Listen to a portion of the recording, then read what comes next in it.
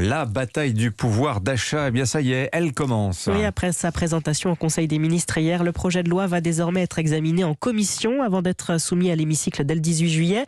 Objectif pour le gouvernement, le faire adopter cet été. Encore faut-il que les débats ne soient pas trop longs. Tout dépendra du nombre d'amendements déposés, Alexandre Chauveau. Eh bien, concernant la majorité, il devrait y en avoir très peu pour une simple raison. Renaissance, Horizon et le Modem veulent aller vite et ne pas ajouter trop d'amendements à un texte qui fera déjà largement débat chez les principales oppositions.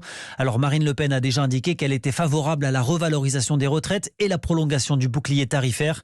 Elle souhaite aussi que la loi soit votée rapidement, manière de se présenter comme un parti avec qui il est possible de travailler et qui ne bloquera pas les institutions.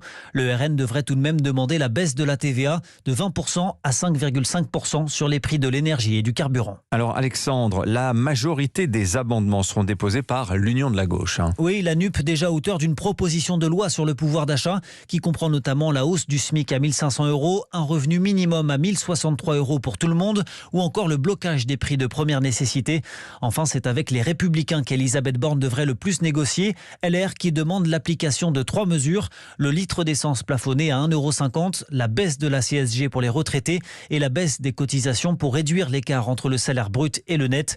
Autant de mesures sur lesquelles il faudra trouver des compromis. Thème cher à Elisabeth Borne, prononcé 7 fois lors de son discours de politique générale mercredi. Alexandre Chauveau du service politique d'Europe 1.